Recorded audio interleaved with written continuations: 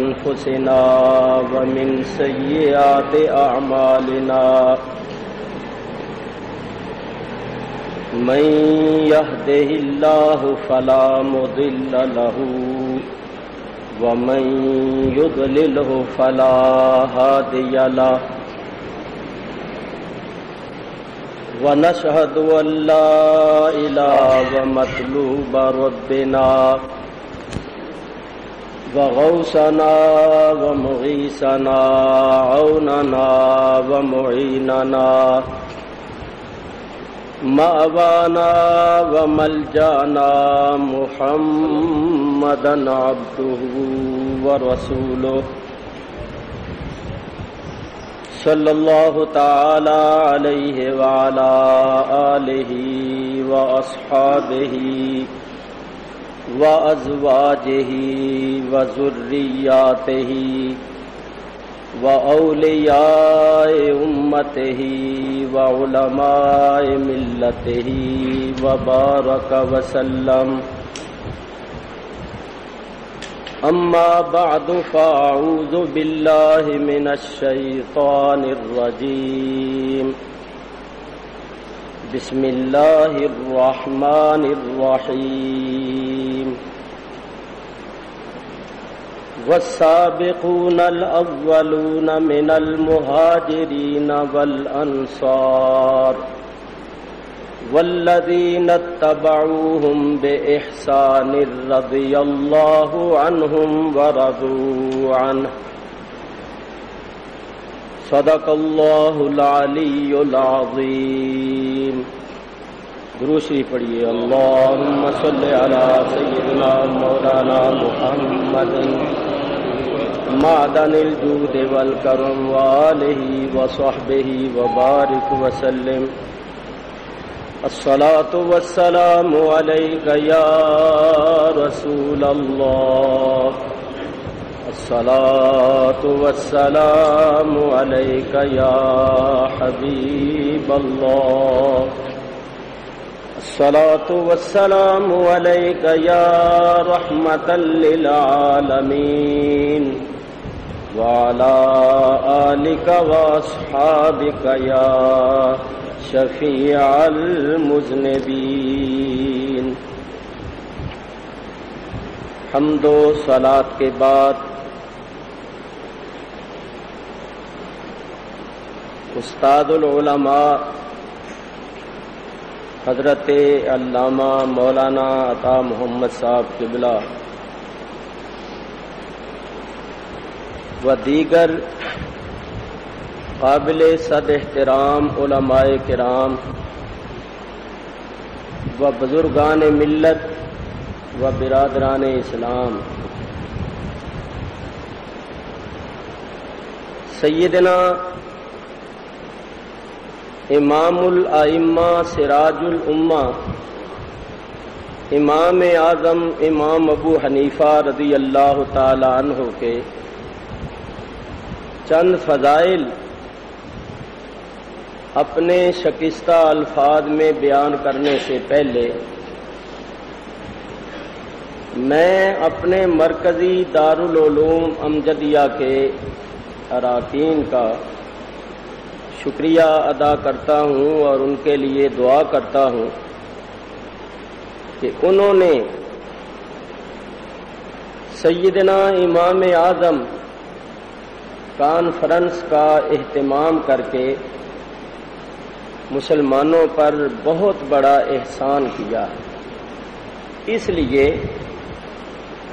کہ آج ہماری یہ حالت ہے کہ ہم حنفی تو ہیں لیکن بہت سے حنفیوں کو حضرت امام اعظم ابو حنیفہ رضی اللہ تعالی عنہ کے نام کا بھی پتہ نہیں کہ ان کا نام کیا تھا اور وہ کب ہوئے تھے اور ان کا مقام کیا تھا. اسی طرح ہم لوگ بخاری شریف اور مسلم شریف کا نام تو جانتے ہیں لیکن ہماری حنفیوں کی جو حدیث کی معتبر کتاب ہے طحاوی شریف اس کا نام عوام نہیں جانتے، اور اگر طحاوی شریف کا نام لیا جائے تو لوگ کہتے ہیں کہ اس حدیث کی کتاب کا نام تو ہم نے پہلے کبھی سنا ہی نہیں تھا۔ آج حالت یہ ہو گئی ہے کہ جو بھی حدیث پیش کی جائے تو لوگ کہتے ہیں کیا بخاری شریف میں ہے؟ ہم نے بخاری شریف کو بہت مشہور کیا، شہرت دی، لیکن طحاوی شریف کو ہم نے شہرت نہیں دی۔ تو ضرورت ہے اس امر کی کہ حنفیوں کو یہ بتایا جائے کہ امام بخاری رحمت اللہ تعالی علیہ بڑے جلیل القدر امام تھے حدیث کے، مگر وہ شافعی المذہب تھے، اور انہی کے درس میں امام طحاوی رضی اللہ تعالیٰ عنہ پڑھتے تھے، اور انہوں نے جب یہ دیکھا کہ یہ امام بخاری رحمت اللہ تعالی علیہ امام ابو حنیفہ کے فضائل بیان نہیں فرماتے اور ان کے مسائل کی طرف زیادہ توجہ نہیں فرماتے، تو وہ ان کے درس سے نکل کر آئے اور انہوں نے دوسرے ائمہ سے علم حاصل کیا، اور بخاری کے مقابلے میں حنفی مذہب کی تائید میں طحاوی شریف لکھی۔ لیکن طحاوی شریف کو ہم نہیں جانتے اور بخاری شریف کو سب جانتے ہیں۔ ہم رسول اللہ صلی اللہ علیہ وسلم کی تمام حدیثوں کو دل و جان سے تسلیم کرتے، سر آنکھوں پر رکھتے، لیکن میں یہ عرض کر رہا ہوں کہ آج کل اس بات کی بڑی ضرورت ہے کہ لوگوں کو بتایا جائے کہ ہم حنفی ہیں، ہم حضرت امام اعظم امام ابو حنیفہ رضی اللہ تعالیٰ عنہ کے مقلد ہیں، اور ہمارے امام کون تھے اور ان کا کیا مقام تھا، اور کون کون سی کتابیں ہیں جن میں ہمارے مذہب کا بیان ہے۔ تو میں سمجھتا ہوں کہ یہ امام اعظم کانفرنس منعقد کر کے بہت بڑا احسان کیا ہے۔ پاکستان بننے سے پہلے امرتسر میں ہمارے حضرت مولانا محمد حسن صاحب حقانی جو اس کانفرنس کے منتظم ہیں، محتمم ہیں، بانی ہیں، ان کے والد ماجد امام المناظرین امام اہل سنت حضرت علامہ مولانا عبدالحفیظ صاحب رحمت اللہ تعالی علیہ جو امرتسر میں رہتے تھے، اور امرتسر وہابیوں کا گڑھ تھا، ان کے والد ماجد نے وہاں جا کر سنیت کا جھنڈا گاڑا، اور وہاں سیدنا امام اعظم رضی اللہ تعالیٰ عنہ کا دن منایا جاتا تھا۔ ہر سال امام اعظم کانفرنس ہوتی تھی، تو مجھے بڑی خوشی ہوئی ہے کہ امرتسر میں یہ سلسلہ جاری تھا، اور یہاں کراچی میں بھی جاری ہو گیا ہے، اور یہ سلسلہ جاری رہنا چاہیے تاکہ حنفیوں کو پتہ چلے کہ ہمارے امام ابو حنیفہ رضی اللہ تعالیٰ عنہ کیا تھے اور کب ہوئے تھے اور ان کا مقام کیا تھا۔ تو اس کانفرنس کے جلسے یہاں ہی نہیں ہو رہے، آج کی رات میں دوسرے مقامات پر بھی ہو رہے، کل سر مساجد میں جمعے کے موقع پر بھی، اور پھر رات کو بھی مختلف مقامات پر جلسے ہو رہے ہیں۔ میں دعا کرتا ہوں کہ اللہ تبارک و تعالی ان حضرات کو جزائے خیر عطا فرمائے۔ استاد العلماء حضرت علامہ مولانا عطا محمد صاحب بندیالوی دامت برکاتہم القدسیہ تشریف فرما ہے۔ ہزاروں علماء کے آپ استاد ہیں، ہزاروں، سینکڑوں نہیں، ہزاروں علماء کے آپ استاد ہیں، اور یہ بڑی خوشی کی بات ہے کہ پورے پاکستان میں ان کے شاگرد جو بڑے بڑے فاضل ہیں وہ اپنے اپنے مقام پر کام کر رہے ہیں، آرام سے نہیں بیٹھے ہوئے، کام کر رہے ہیں۔ مثلا حضرت علامہ مولانا غلام نبی صاحب دارالعلوم حامدیہ رضویہ کے محتمم کتنے بڑے جید فاضل ہیں، مولانا بھی ان کے شاگرد ہیں۔ ہمارے حضرت مولانا مفتی محمد رفیق صاحب حسنی جو ہمارے دارالعلوم کے شیخ الحدیث ہیں، مفتی ہیں، وہ بھی آپ کے شاگردوں میں سے۔ اتنے بڑے بڑے حضرات جو آپ کے شاگرد ہیں وہ ملک میں مختلف مقامات پر کام کر رہے، اور ابھی آپ کی تقریر مجھ ناچیز کے بعد ہوگی۔ تقریر تو انہی کی ہوگی، نقائق اور حقائق اور دقائق تو وہی بیان فرمائیں گے۔ میں آپ حضرات کے سامنے مختصر طور پر کچھ عرض کروں گا، اور یہ بھی آپ کو خوشخبری سناتا ہوں کہ حضرت علامہ مولانا عطا محمد صاحب بن دیالوی مدد اللہ العالی نے کل ہماری مسجد میں جمعہ پڑھانا منظور فرما لیا ہے۔ تو کل جمعہ حضرت ہماری مسجد میں پڑھائیں گے، تو آپ حضرات ذوق شوق سے تشریف لائیے اور حضرت کے ارشادات عالیہ کو کل جمعے کے موقع پر بھی سنیے۔ ابھی آپ حضرات کے سامنے حضرت مولانا غلام دستگیر صاحب افغانی صدر جماعت اہل سنت ہیں، صدر ہیں سابقہ، اچھا سابقہ صدر تو گئے تھا، سابقہ صدر جماعت اہل سنت کراچی تقریر فرما رہے تھے۔ میں نے آپ حضرات کے سامنے سیدنا امام اعظم امام ابو حنیفہ رضی اللہ تعالیٰ عنہ کے چند فضائل بیان کرنے ہیں، بڑی توجہ کے ساتھ سنیں۔ آیہ کریمہ میں نے آپ حضرات کے سامنے تلاوت کی ہے۔ اللہ تعالیٰ ارشاد فرماتا ہے والسابقون الاولون، سبقت کرنے والے پہلے، من المہاجرین والانصار، مہاجرین اور انصار میں سے، والذین اتبعوہم بإحسان، اور وہ جنہوں نے بھلائی کے ساتھ ان سابقون الاولون کی اتباع کی، ان کی پیروی کی۔ اللہ تبارک و تعالی ان سب کے متعلق فرماتا ہے رضی اللہ عنہم، راضی ہو گیا اللہ تبارک و تعالی ان سے، ورضوا عنہ، اور یہ راضی ہو گئے اللہ سے۔ میرے بزرگوں اور دوستو، اس آیت میں اللہ تبارک و تعالی نے دو طبقوں کا بیان فرمایا ہے۔ ایک طبقہ صحابہ کرام رضوان اللہ تعالی علیہم اجمعین کا وہ ہے جنہوں نے دین اسلام قبول کرنے اور ایمان لانے میں پہل کی اور سبقت کی، اور دوسرے وہ لوگ ہیں جنہوں نے بھلائی کے ساتھ ان سابقون الاولون صحابہ کی پیروی کی، اتباع کی، ان کے نقش قدم پر چلے۔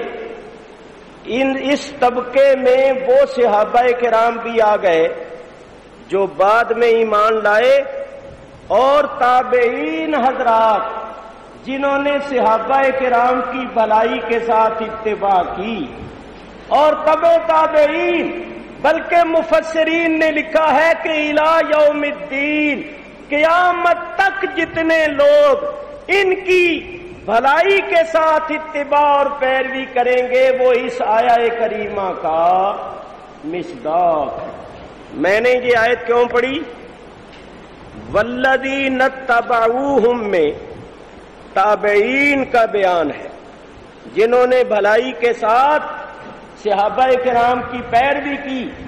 اور آپ حضرات کو معلوم ہونا چاہیے کہ سیدنا امام اعظم امام ابو حنیفہ رضی اللہ تعالی عنہ تابعی ہیں۔ نعرہ تکبیر، نعرہ رسالت۔ حضرت علامہ مولانا وقار الدین صاحب شیخ الحدیث و تفسیر دارالعلوم امجدیہ زندہ باد۔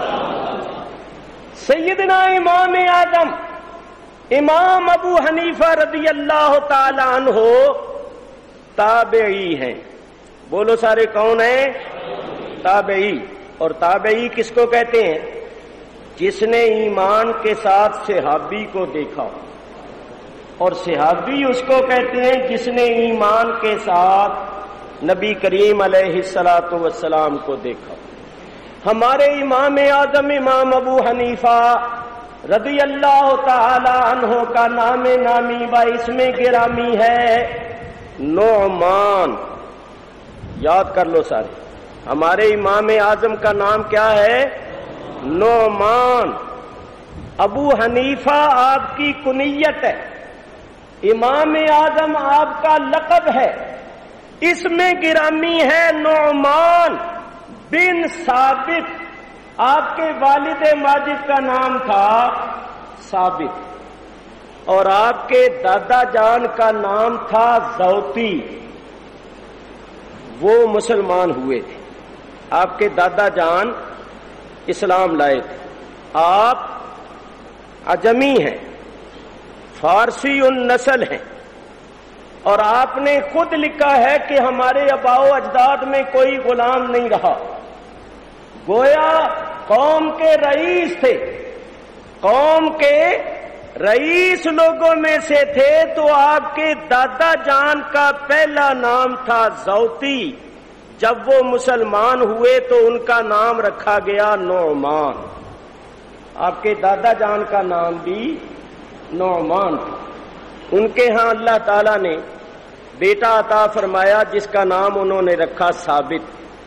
حضرت ثابت ابھی بچے تھے کہ ان کے والد حضرت نعمان ان کو گود میں اٹھا کر امیر المومنین حضرت علی کرم اللہ تعالی وجہ الکریم کی خدمت میں حاضر ہوئے. حضرت علی کرم اللہ تعالی وجہ الکریم نے امام اعظم امام ابو حنیفہ کے والد حضرت ثابت کو اپنی گود میں لیا اور ان کے لیے اور ان کی اولاد کے لیے دعائے خیر فرمائی. حضرت ثابت کے لیے اور حضرت ثابت کی اولاد کے لیے حضرت علی کرم اللہ تعالی وجہ الکریم نے دعائے خیر فرمائی. چنانچہ حضرت ثابت کے گھر میں امام اعظم امام ابو حنیفہ رضی اللہ تعالی عنہ پیدا ہوئے، جن کے واسطے حضرت علی شیر خدا کرم اللہ تعالی وجہ الکریم کی دعا تھی. بتائیے ہمارے امام اعظم امام ابو حنیفہ کب پیدا ہوئے تھے؟ 80 ہجری میں، یعنی نبی کریم علیہ الصلوۃ والسلام کے وصال کے 70 سال بعد. اور آپ نے چند صحابہ کرام کو دیکھا ہے. اب میں اس کا ثبوت آپ حضرات کی خدمت میں پیش کرتا ہوں. ہمارے امام اعظم امام ابو حنیفہ رضی اللہ تعالیٰ عنہ نے چند صحابہ کرام کو دیکھا، بلکہ بعض صحابہ سے آپ نے روایت بھی کی ہے. توجہ فرمائیے. امام الائمہ امام جلال الدین سیوطی رضی اللہ تعالیٰ عنہ جو شافعی المذہب لیکن بڑے کامل تھے، انہوں نے حضرت امام اعظم کی شان میں پوری کتاب لکھی، تبیید الصحیفہ فی مناقب فی. بھائی رہنے دو، میرا روز اس سے واسطہ ہوتا ہے. بالکل آپ بالکل کچھ نہیں. فی مناقب الامام ابی حنیفہ. اسی طرح امام ابن حجر مکی شافعی نے آپ کی شان میں رسالہ لکھا الخیرات الحسان.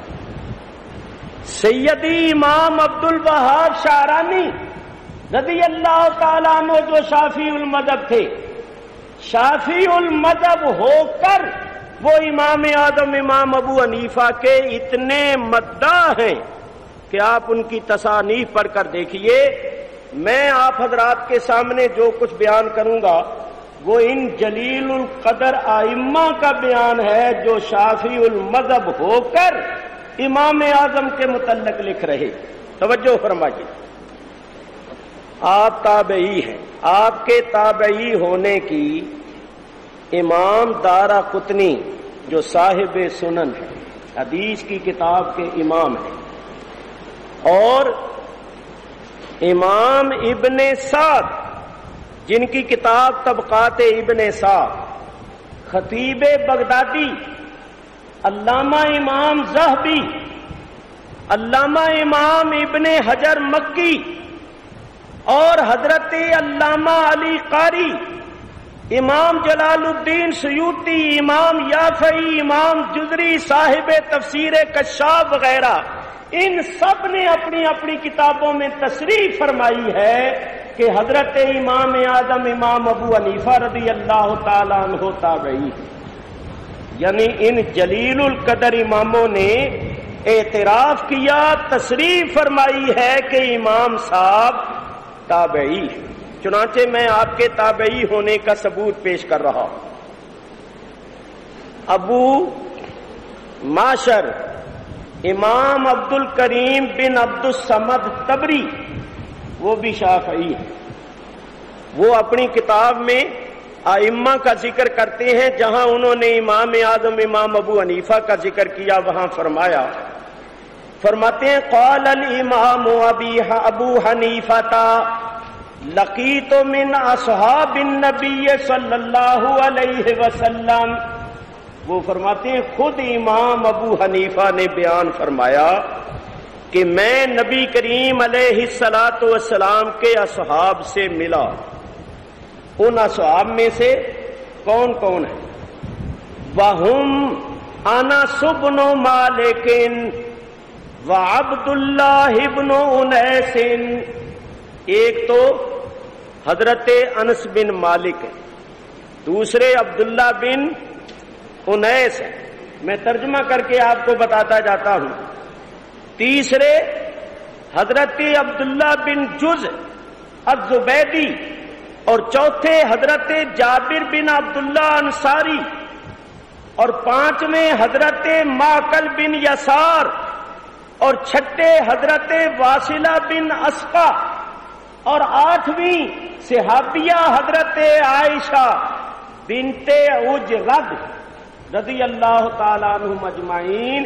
یہ ایک امام نے لکھا ہے اور دوسرے اماموں نے اور صحابہ کے نام بھی لکھے ہیں جن سے حضرت امام اعظم امام ابو حنیفہ رضی اللہ تعالیٰ عنہ نے ملاقات فرمائی ہے.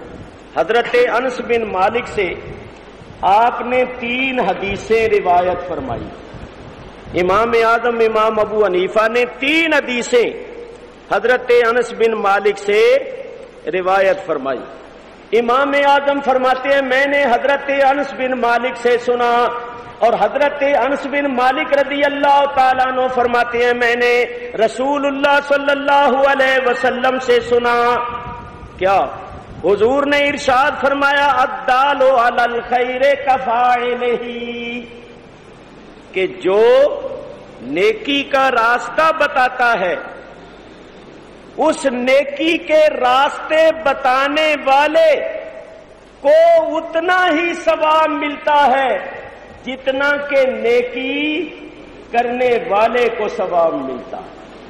کوئی نیکی کا راستہ بتائے تو اس کے بتانے پر جو نیکی کرتے ہیں جتنا ان کو ثواب ملتا ہے اتنا مجموعی طور پر ثواب اس کو ملتا ہے جو نیکی کا راستہ بتاتا ہے. اس حدیث کے راوی ہمارے امام اعظم امام ابو حنیفہ، اور آپ نے یہ حدیث حضرت انس بن مالک رضی اللہ تعالیٰ عنہ سے سنی. دوسری حدیث، یہ حدیث جو عام پڑھی جاتی ہے طلب العلم فریضۃ علی کل مسلم، اس حدیث کے راوی بھی امام اعظم امام ابو حنیفہ. اور امام صاحب فرماتے ہیں کہ میں نے یہ حدیث نبی کریم علیہ الصلوۃ والسلام کے صحابی حضرت انس بن مالک سے سنی ہے، اور حضرت انس بن مالک فرماتے ہیں میں نے یہ حدیث نبی پاک علیہ الصلوۃ والسلام سے سنی. تیسری حدیث، یہ حدیث بھی امام اعظم امام ابو حنیفہ نے روایت فرمائی. فرماتے ہیں میں نے یہ حدیث حضرت انس سے سنی اور حضرت انس فرماتے ہیں میں نے یہ حدیث رسول اللہ سے سنی. کیا حدیث ہے؟ ان اللہ یحب اغاثۃ اللحفان. حضور نے فرمایا کوئی غم زدہ، کوئی درد مند، کوئی غمگین آدمی ہو، اس کی فریاد رسی کرنا اس کو اللہ تعالی محبوب رکھتا. غم زدوں کی فریاد رسی کرنا اللہ تبارک و تعالی کو یہ بہت محبوب ہے. تو یہ تین حدیثیں ہمارے امام اعظم امام ابو حنیفہ رضی اللہ تعالیٰ عنہ نے حضور کے جلیل القدر صحابی اور خادم خاص حضرت انس بن مالک رضی اللہ تعالیٰ عنہ سے روایت کی. تو ہمارے امام صاحب نے حضرت انس بن مالک کو دیکھا بھی اور ان سے حدیثیں بھی روایت فرمائی.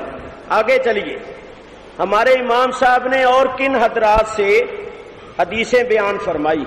دیکھیے، حضرت واصلہ بن اسقا رضی اللہ تعالیٰ عنہ نبی کریم کے صحابی، امام صاحب فرماتے ہیں میں نے حضرت واصلہ سے حدیث سنی اور حضرت واصلہ فرماتے ہیں میں نے نبی پاک علیہ الصلوۃ والسلام سے سنا. حضور علیہ الصلوۃ والسلام نے فرمایا دع ما یریبک، دع ما یریبک الی ما لا یریبک. حضور فرماتے ہیں جو چیز تجھے شک میں ڈالے اس کو چھوڑ دے اور اس چیز کی طرف آ جا جو تجھے شک میں نہ ڈالے. یعنی جو چیزیں شکوک و شبہات پیدا کرنے والی ہیں ان کو چھوڑ دو، اور جن میں شکوک و شبہات نہیں ہے ان کی طرف آؤ اور ان کو قبول کرو اور ان پر عمل کرو. اس حدیث کے راوی بھی ہمارے امام اعظم ہیں اور انہوں نے حضرت واصلہ سے یہ حدیث سنی اور حضرت واصلہ فرماتے ہیں میں نے حضور سے سنی. اور سنیے، ہمارے امام اعظم امام ابو حنیفہ رضی اللہ تعالیٰ عنہ کوفے میں پیدا ہوئے، کوفے میں رہتے. تو امام صاحب خود فرماتے، امام اعظم فرماتے ہیں میری عمر 14 سال کی تھی 94 ہجری میں کوفے میں حضرت عبداللہ بن انیس رضی اللہ تعالیٰ عنہ تشریف لائے. امام صاحب فرماتے ہیں میں ان کو ملا، نبی کریم کے صحابی حضرت عبداللہ بن انیس کو میں ملا. میری عمر 14 سال کی تھی اور وہ 94 ہجری میں کوفے میں تشریف لائے. تو میں نے ان سے ایک حدیث سنی. حضور علیہ الصلوۃ والسلام نے ارشاد فرمایا، حضرت عبداللہ بن انیس نے کہا کہ میں نے نبی کریم سے سنا، حضور نے فرمایا حبک الشیء یعمی و یسم، کہ کسی چیز کی محبت جو ہوتی ہے وہ محب کو محبوب کا عیب دیکھنے سے اندھا اور بہرا بنا دیتی. حضور نے محبت کی نشانی بیان فرمائی کہ محبت کی نشانی یہ ہے کہ محب جو ہوتا ہے نہ وہ اپنے محبوب کا عیب سن سکتا ہے اور نہ وہ اپنے محبوب میں کوئی عیب دیکھتا ہے، گویا عیب سننے سے اس کے کان بہرے ہو جاتے ہیں اور عیب دیکھنے سے اس کی آنکھیں اندھی ہو جاتی ہیں. یہاں میں ایک بات اشارتاً عرض کرتا ہوں، ذرا توجہ سے سنیے. حضور کے اس فرمان کا مطلب یہ ہے کہ اگر محبوب کے اندر عیب ہو بھی تو محب کو وہ عیب نظر نہیں آئے. لوگوں کے نزدیک وہ عیب ہوگا مگر محبت والی آنکھ کے نزدیک وہ عیب نہیں ہوگا. چنانچہ ایک دو مثالیں بھی پیش کروں. ایک شخص کے محبوب کے چہرے پر چیچک کے داغ تھے. لوگوں نے کہا تو نے عجیب محبوب ڈھونڈا ہے، کوئی تجھے صاف چہرے والا محبوب ہی نہیں ملا. جس پر تو مرتا ہے، جس پر تو عاشق ہے، اس کا چہرہ تو دیکھ، چہرے پر چیچک کے داغ ہیں. لوگوں کے نزدیک یہ عیب تھا مگر اس محب نے کہا کہ اے کاش تمہاری آنکھ دیکھنے والی ہوتی تو تمہیں پتہ چلتا. میرے محبوب کا چہرہ مثل چاند ہے، اور چاند اسی وقت اچھا لگتا ہے جبکہ اس کے ارد گرد چمکتے ہوئے تارے بھی ہوں۔ تو یہ میرے محبوب کا چہرہ جو ہے یہ چاند ہے، اور یہ چیچک کے داغ جو ہیں یہ میری نظر میں ستاروں سے کم نہیں۔ تو دیکھیے لوگوں کے نزدیک یہ عیب تھا، مگر محبت والی آنکھ کے نزدیک یہ عیب نہیں تھا۔ میں نے جو بات کرنی ہے وہ غور سے سنیے۔ حضور فرماتے ہیں محبت کی علامت یہ ہے کہ محب کو عیب دار محبوب کا عیب نظر نہیں آتا۔ تو جو حضور کی محبت کے دعوے دار ہیں اور بے عیب حضور کے اندر عیب ڈھونڈتے ہیں یا عیب ثابت کرتے ہیں، وہ اپنی محبت کے دعوے میں کس طرح سچے ہو سکتے ہیں؟ ارے میاں محبت کی علامت تو یہ ہے کہ عیب دار محبوب کا عیب نظر نہیں آتا، اور جن کو بے عیب میں عیب نظر آئے اور دعویٰ کرے محبت کا وہ جھوٹا ہے، سچا نہیں ہو سکتا۔ محبت کے دعوے میں سچے وہ لوگ ہیں جو حضور کو بے عیب مانتے ہیں۔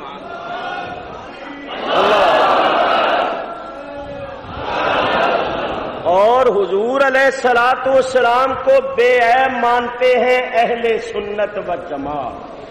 تو یہ اپنی محبت کے دعوے میں سچے، اور جو دعویٰ کرتے ہیں محبت کا اور طرح طرح کے عیب اور نقص نکالتے ہیں، وہ اپنی محبت کے دعوے میں سچے نہیں ہیں۔ اس میں بڑی تفصیل اور وسعت ہے، اگر اس طرف چل پڑوں تو بڑا وقت لگ جائے گا، اور میرے بعد اکابر حضرات علماء کرام نے بیان کرنا ہے، اس لیے میں اپنے مضمون پر رہتے ہوئے جلدی ختم کرنے کی کوشش کرتا ہوں۔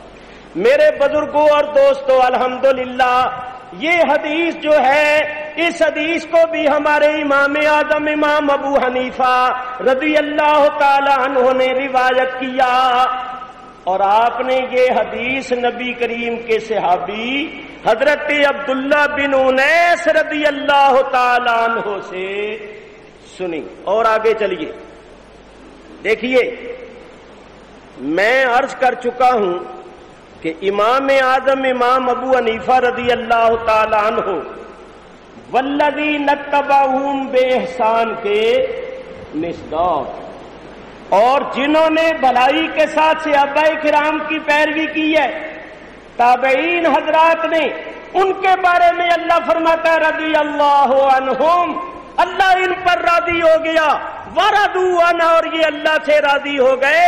تو قرآن سے ثابت ہو گیا کہ ہمارے امام ان لوگوں میں سے ہیں جن کو اللہ تعالیٰ نے دنیا میں ہی اپنی رضا کی سند عطا فرما دی۔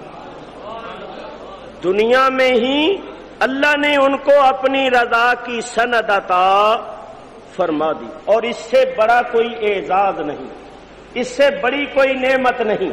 یہ میں نہیں کہتا، اللہ تعالیٰ خود ارشاد فرماتا ہے وَرِضْوَانٌ مِّنَ اللَّهِ اکبر، جس کو اللہ تعالیٰ کی طرف سے رضامندی حاصل ہو جائے، رضوان حاصل ہو جائے، اکبر یہ بہت بڑی نعمت ہے۔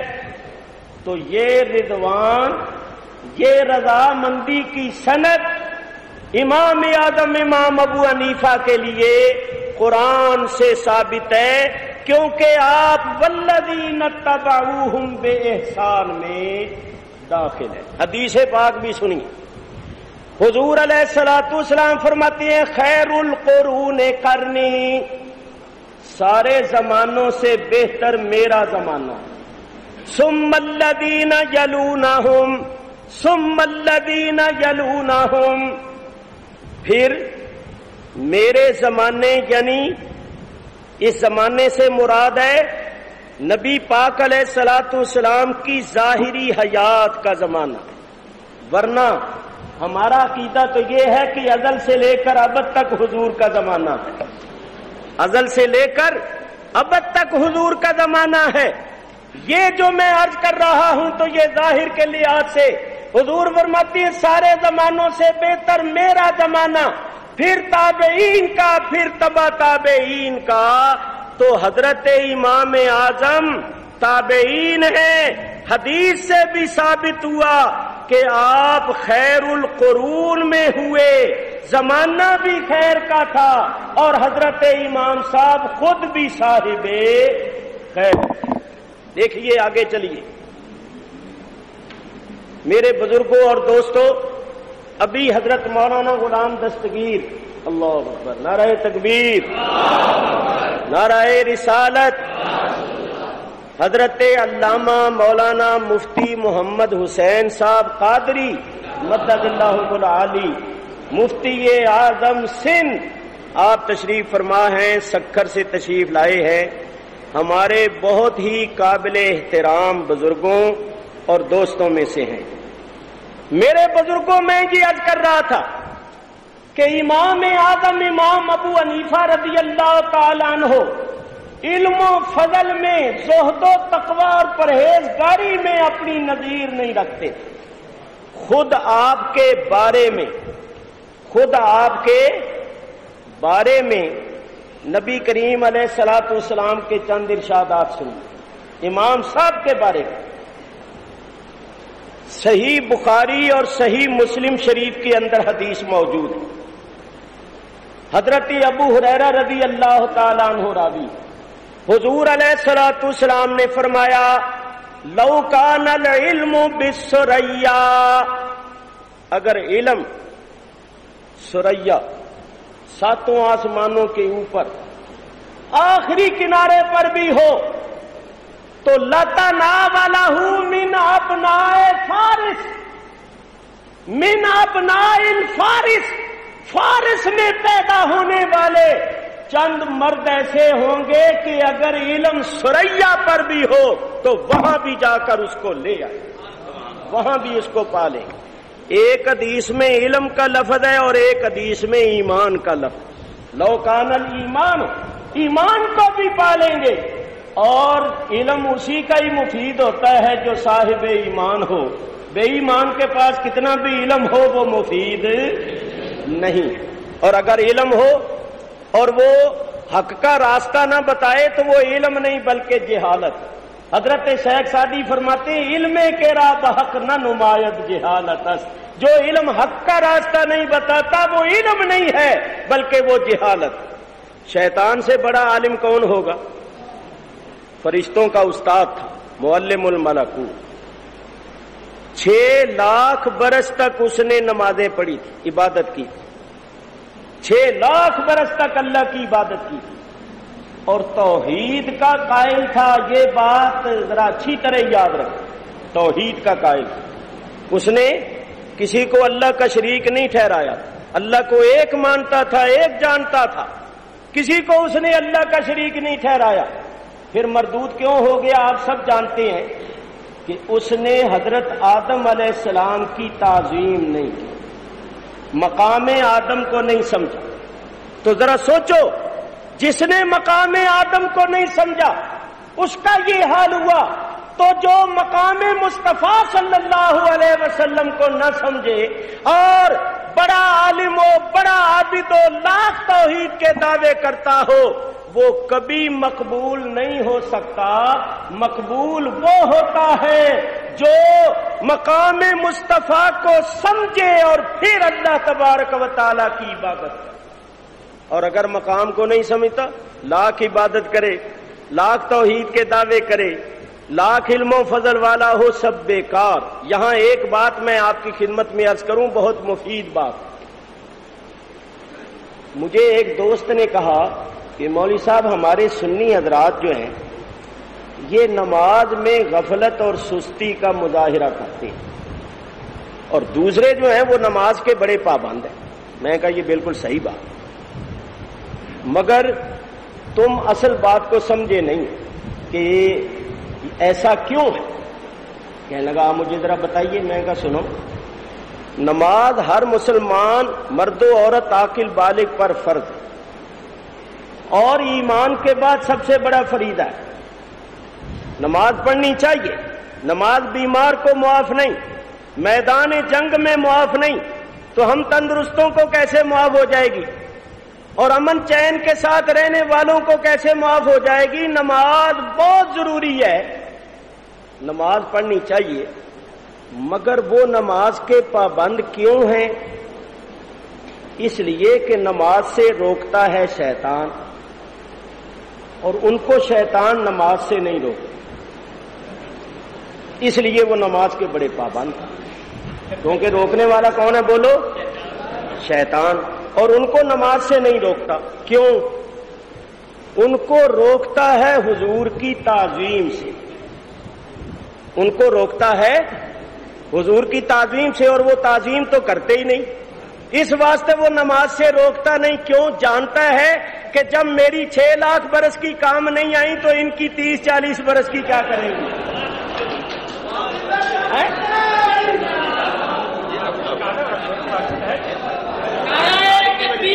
اللہ جانتا ہے کہ میری 6 لاکھ برس کی کام نہیں آئی، صرف تعظیم نہ کرنے کی وجہ سے سب بیکار ہو گئی۔ جب میری 6 لاکھ برس کی کام نہیں آئی تو ان کی 30-40 برس کی کیا کریں گی؟ وہ کہتا ہے نمازیں خوب پڑھو، دبا کے پڑھو، میں تمہاری نمازوں سے نہیں ڈرتا، کوئی فکر نہیں، بس یہ بات ہے تعظیم نہ کرنا۔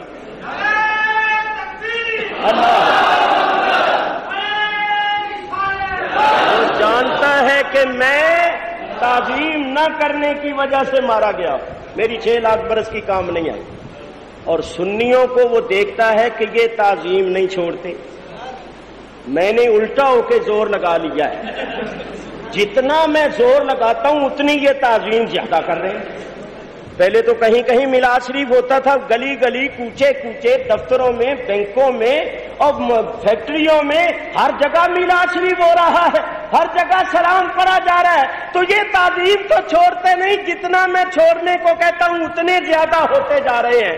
تو کہتے ہیں تعظیم تو انہوں نے چھوڑنی نہیں، چلو نمازیں ہی چھڑواؤ، کچھ تو نقصان پہنچے گا نا، دشمن جو ہوا۔ تو وہ سنیوں کو روکتا ہے نمازوں سے اور ان کو روکتا ہے حضور کی تعظیم، انبیاء و اولیاء کی تعظیم سے۔ تو سنیوں، جس طرح اللہ تعالیٰ نے تمہیں ایمان کی دولت بخشی ہے، عقائد بڑے پیارے پیارے بخشے ہیں، اگر تم نماز کے بھی پابند ہو جاؤ، شریعت و سنت کے بھی پابند ہو جاؤ، تو خدا کی قسم اللہ کے پیارے بن جاؤ، اللہ کے محبوب بن جاؤ، تو نماز بھی باقاعدگی کے ساتھ پڑھا کرو۔ دیکھو دیکھو ہمارے امام اعظم امام ابو حنیفہ رضی اللہ تعالیٰ عنہ کی یہ شان ہے، آپ نے 40 سال عشاء کے وضو سے فجر کی نماز پڑھی، 40 سال۔ اور بعض بزرگان دین چشمدید واقعات بیان فرماتے ہم نے دیکھا کہ امام صاحب نے صبح کے وقت بڑے صاف ستھرے کپڑے پہنے، خوشبو لگائی اور درس دینا شروع کیا، علماء کو، فقہا کو درس دینا شروع کیا۔ زور کا وقت ہو گیا، زور کی نماز پڑھی، باقاعدہ جماعت کے ساتھ نماز پڑھے، فارغ ہو کر پھر درس دینا شروع کر دیا۔ عصر ہو گئی، عصر کی نماز جماعت کے ساتھ پڑھی، پھر درس دینا شروع کر دیا۔ مغرب ہو گئی، مغرب کے بعد نماز سے فارغ ہو کر پھر درس دینا شروع کر دیا، عشاء تک درس دیا۔ تو وہ صاحب کہتے ہیں میں نے خیال کیا کہ اب میں دیکھوں گا کہ سارا دن انہوں نے محنت کی ہے، درس دیا، اب رات کیسے گزارتے ہیں۔ رات کو امام صاحب عبادت میں لگے، ساری رات عبادت میں گزاری۔ آپ کی یہ عادت تھی کہ ایک رکعت میں پورا قرآن شریف ختم کرتے، اور یہ کس کی سنت؟ یہ سنت ہے حضرت عثمان غنی رضی اللہ عنہ۔ 4 بزرگوں نے، آپ سے پہلے 4 بزرگوں نے ایک رکعت میں قرآن شریف ختم کیا تھا۔ ایک حضرت عثمان غنی رضی اللہ تعالی، یہ بھی حضور کے جلیل القدر صحابی، آپ سب جانتے ہیں۔ دوسرے حضرت تمیم داری رضی اللہ تعالی، یہ بھی صحابی رسول ہے۔ تیسرے حضرت سعید بن جبیر، اور چوتھے وہ جو بہت بڑے عابد و زاہد تھے جن کا ذکر ہے بخاری شریف میں، حضرت جریج۔ یہ 4 بزرگ ایسے ہوئے امام صاحب سے پہلے جنہوں نے ایک رکعت میں پورا قرآن شریف ختم کیا۔ تو امام صاحب ساری رات نفل پڑھتے رہے. ایک رکعت میں پورا قرآن ختم کیا یہاں تک کہ فجر کی اذان ہو گئی. پھر آپ نے اسی طرح فجر کی نماز پڑھی اور خوشبو وغیرہ لگا کر پھر درس دینا شروع کر دیا. پھر سارا دن درس دیتے رہے. پھر دوسری رات آئی اور وہ بزرگ کہتی ہے میں نے دیکھا کہ اب دیکھوں. 2 دن گزر گئے ہیں, دوسری رات آ گئی, آپ آرام کرتے ہیں یا نہیں کرتے؟ امام صاحب نے پھر ساری رات عبادت میں گزار دی. وہ صاحب کہتے ہیں میں آپ کو عبادت کرتا ہوا چھوڑ گیا اور صبح کے وقت میں آیا تو اسی طرح عبادت میں تھا. 3 دن میں نے دیکھا تو میں نے پڑھ کر عرض کیا کہ حضور آپ آرام کس وقت کرتے ہیں؟ تو فرمایا تو نے جو کچھ میری حالت دیکھی ہے کسی سے بیان نہ کرنا, کسی سے بیان نہ کرنا. بعد ائمہ نے لکھا ہے کہ یہ آپ کی کرامت تھی, معجزہ تھا. 40 سال تک لیٹنا تو کیا, آپ نے اپنی کمر بھی سیدھی نہیں کی. اتنی عبادت اور ریاضت. جس جگہ آپ کا وصال ہوا اس جگہ آپ نے 7000 مرتبہ قرآن شریف ختم کیا. یہ آپ کے زہد, آپ کی عبادت کا عالم. رمضان المبارک میں آپ 61 قرآن شریف ختم کرتے ہیں. خود نماز تراویح پڑھاتے تھے. نماز تراویح میں ایک قرآن شریف ختم کرتے سارے مہینے, اور جب تراویح ختم ہو جاتی تو پھر ایک قرآن شریف رات کو ختم کرتے اور ایک قرآن شریف دن کو ختم کرتے. ایک قرآن شریف دن کو اور ایک رات کو, اور ایک نماز تراویح میں. رمضان کے مہینے میں آپ نے 61 قرآن شریف ختم کیے. یہ ایک سال نہیں, ہر سال کا یہ معمول. تو عابد اور زاہد ہونے میں اور تقوی و پرہیزگاری کا یہ عالم تھا کہ آپ بہت بڑے تاجر تھے. کپڑے کا کاروبار کرتے, لاکھوں روپے کا کاروبار. نوکر رکھے ہوئے تھے, وہ کام کرتے. ایک مرتبہ کپڑا آیا بنا ہوا تو ایک تھان میں نقص تھا, کپڑے میں نقص تھا. تو آپ نے اپنے اس خادم سے, سیل مین سے, جو آگے بیچتا تھا فروخت کرتا تھا, اس سے تاکید کی کہ یہ تھان جس کو دو گے دینے سے پہلے, اس تھان کو بیچنے سے پہلے یہ نقص اس کو دکھا دینا. اس نے کہا جی بہت اچھا. کپڑا بکتا رہا. ایک ایسا بیپاری آیا, اس نے تھوک کپڑا خریدا, بہت سا مال خریدا, وہ تھان بھی چلا گیا. اور بیچنے والے کو وہ نقص بتانا یاد نہ رہا. تو اس زمانے میں یہ کیش میں منہ تھوڑے کاٹے جاتے, انکم ٹیکس کا حساب کتاب رکھنا تھوڑا ہوتا ہے. باہر صورت امام صاحب تشریف لائے, 8-10 روز کے بعد فرمایا کتنی بکری ہوئی ہے؟ اس نے کہا جی 50,000 کی. فرمایا وہ تھان بھی بک گیا؟ جی ہاں وہ بھی بک گیا. تو وہ نقص بتایا تھا؟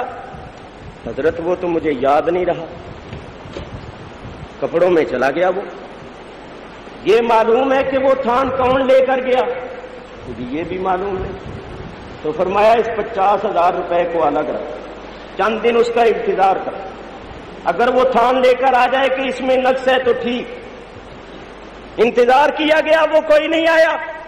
تو آپ نے فرمایا چونکہ ان پیسوں میں اس تھان کے بھی پیسے ہیں جس تھان میں نقص تھا, اور وہ نقص بتائے بغیر بک گیا ہے, لہذا ان پیسوں کو لینا اور ان کا کھانا میرے لیے اب جائز نہیں ہے. آپ نے وہ 50,000 روپیہ ہی اللہ کی راہ میں صدقہ کر.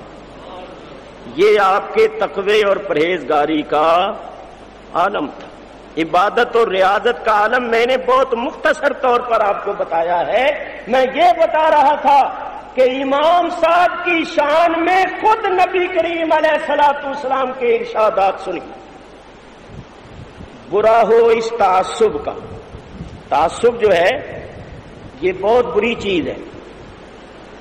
جب کسی کے اندر تعصب, ضد اور ہٹ دھرمی پیدا ہو جائے تو پھر اس کو خوبیاں بھی برائیاں نظر آتی ہیں, اور جب محبت پیدا ہو جاتی ہے تو پھر برائیاں بھی خوبیاں اور اچھائیاں نظر آتی ہیں. اللہ اکبر. میرے دوستو سنو، ہمارے پنجاب میں ایک گاؤں ہے جس کا نام ہے لکھو کے، ضلع فیروز پور.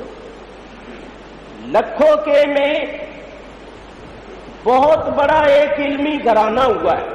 حضرت مولانا محمد بارک اللہ صاحب رحمت اللہ ہے، وہ سنی اور حنفی تھے. انہوں نے اپنے بیٹے کا نام رکھا محمد اور اس کو دہلی میں پڑھنے کے لیے بھیج دیا. وہ مولوی نذیر حسین صاحب دہلی کے پاس گیا اور اس نے حدیث پڑھی. وہ تھا وہابی، بیٹا جو تھا وہ وہابی ہو. مولوی بارک اللہ صاحب سنی تھے اور بیٹا جو تھا چونکہ وہابیوں کے پاس بھیج دیا پڑھنے کے لیے، تو جیسی تربیت ویسا ہی نتیجہ نکلنا تھا، وہ ہو گیا وہابی. چنانچہ مولوی محمد صاحب جو وہابی ہو گئے، انہوں نے تفسیر لکھی ہے پنجابی زبان میں، اس کا نام ہے تفسیر محمدی.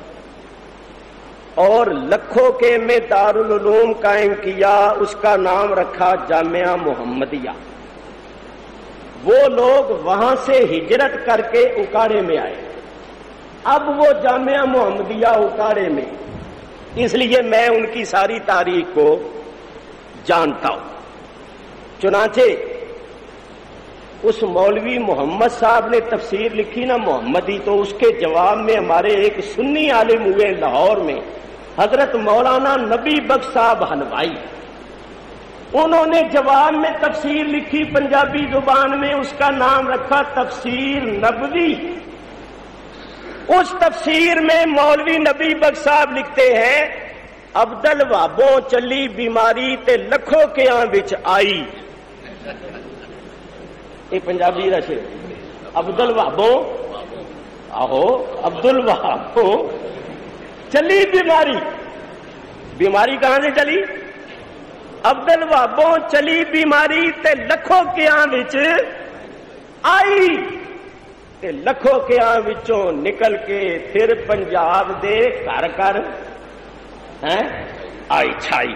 یہ پہلا شعر جو ہے، یہ دوسرا تو میں نے ایسے ہی تک بندی کر دی، گھر گھر انہوں نے کیا پہنچنا ہے، کیا پہنچا سکتے ہیں. اچھا، اب وہ مولوی محمد صاحب جو تھے نا لکھوں کے والے، ان کے بیٹے ہیں مولوی معین الدین لکھوی جو ممبر ہے مجلس شورا. ہمارے مفتی صاحب اب سمجھ جائیں.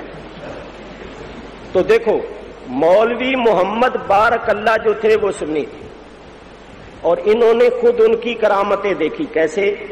ان کو دفن کر دیا گیا. 40 سال کے بعد وہ خواب میں ملے کہ میری قبر میں پانی آ گیا ہے، تو مجھے یہاں سے کسی اور جگہ منتقل کرو.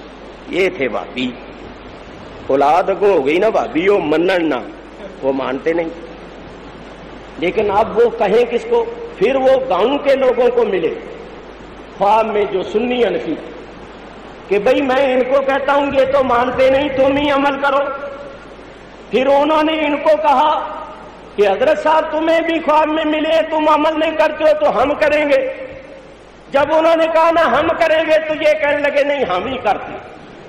چنانچہ سارا گاؤں گواہ ہے کہ 40 سال کے بعد جب قبر کھودی گئی تو حضرت مولانا حافظ محمد بارک اللہ صاحب کا کفن بھی میلا نہیں ہوا. 40 سال کے بعد ان کا جسد مبارک اسی طرح تر و تازہ اور سلامت تھا، کیونکہ وہ پکے سنی اور حنفی تھے. انہوں نے ایک پنجابی زبان میں کتاب لکھی ہے جس کا نام ہے انواع بارک اللہ.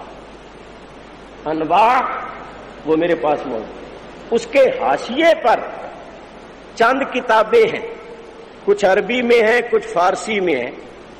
تو مولوی محمد بارک اللہ صاحب نے اس کتاب کے حاشیے پر ایک جلیل القدر امام کا لکھا ہوا رسالہ حاشیے پر چھپ ہے جس کا نام ہے انتصار الایمان فی مناقب حضرت نعمان.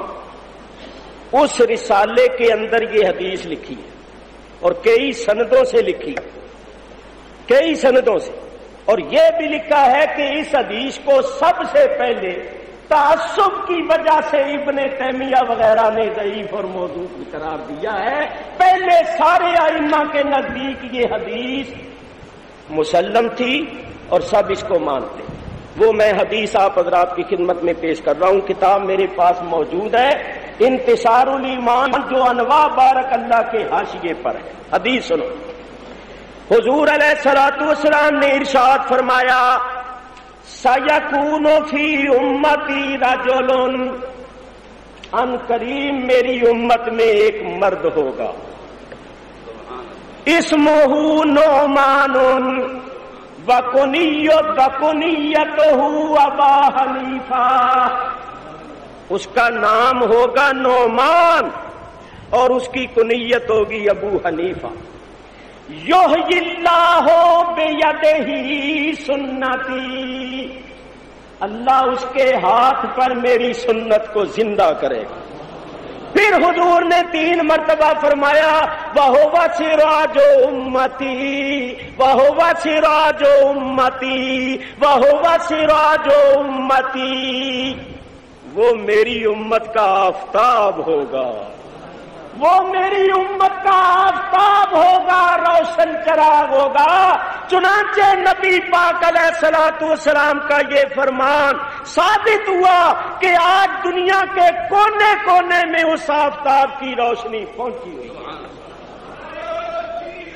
اللہ